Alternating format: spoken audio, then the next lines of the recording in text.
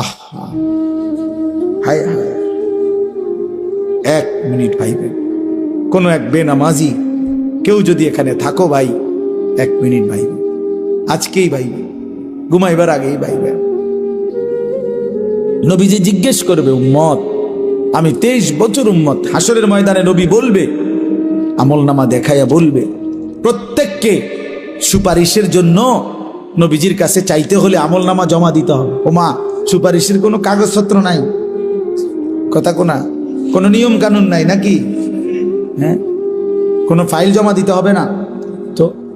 তো নবীজি তো দেখবে, নবীজির সামনে তো আপনাকে বলতে হবে, ইয়া রাসূলুল্লাহ, এই যে আনিসুর রহমান আশরাফি, এইটা আমার ফাইল, আপনি দেখেন, আমার জন্য একটু সুপারিশ করেন আল্লাহর কাছে।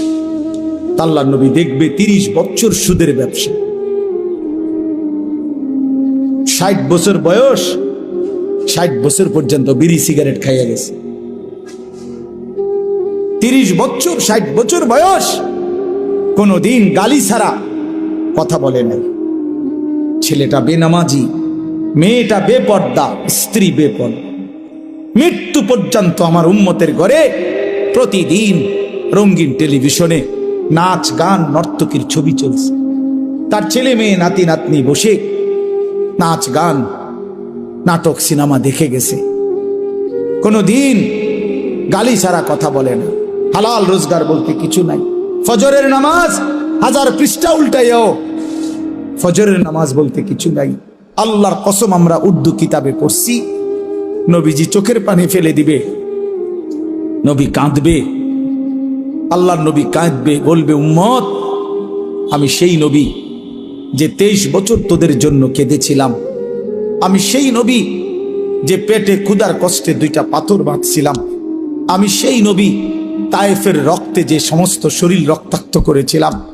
উহুদের দান দান শহীদ করা রক্ত নিয়ে ময়দানে পড়েছিলাম বেহুশ হয়ে। আমার এত রক্ত, আমার এত চোখের পানি, আমার এত ক্ষুধার কষ্টের বিনিময়ে উম্মত এই আমলনামা, তুমি আমারে এত বড় বেইজ্জতি কেমনে করলে?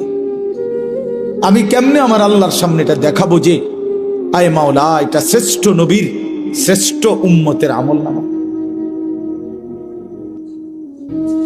বলে, কোন বাপ যদি 8 বছর ছেলেটাকে ইউনিভার্সিটিতে পড়ায়, তো গরিব বাপ তার ছেলেটাকে মনে করেন ভিটা মাটি বসত সব বেচ্চা, নিজে না খাইয়া ছেলেটার 1 লাখ লাখ টাকা পড়ালেখার খরচ দিছে।